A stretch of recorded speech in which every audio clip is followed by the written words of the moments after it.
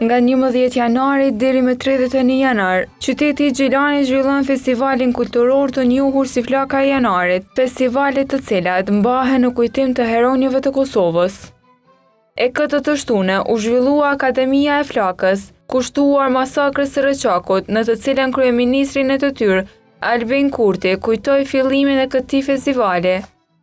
Flaka e Janarit fillimisht nisi si shënim i 10 vjetorit të vrasjes së 3 veprimtarëve politik dhe patriotëve të paepur, Jusuf e Bardosh Gërvalla dhe Kadri Zeka, të vrarë me 17 janar 1982 në Gjermani nga shërbimi sekret Jugoslav.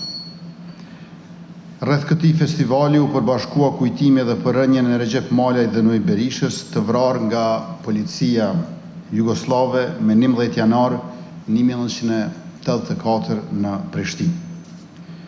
Ndërkaq historiani Sylo Kshini u shpreh se pas rënies së Miloševićit, elita shtetërore të Serbisë bën përpjekje për të mbajtur larg të gjitha provat për gjenocid. Se mospranimi i krimeve të kryer nga regjimi i mëparshëm i le regjimit pasardhës të ndjek objektivat gjeopolitike të papërfundura që pararendësit e tij nuk arritën të realizojnë me gjithë kryerjen e krimeve njerëzore.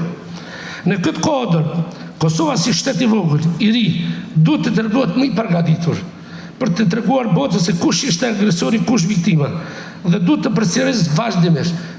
I pranishëm në këtë ngjarje ishte paraport të ishte edhe ish shefi i misionit verifikues të OSBE-s në Kosovë, William Walker, por për shkak të përkeqësimit të gjendjes shëndetësore të gruas së tij, ai nuk arrinte të vinte.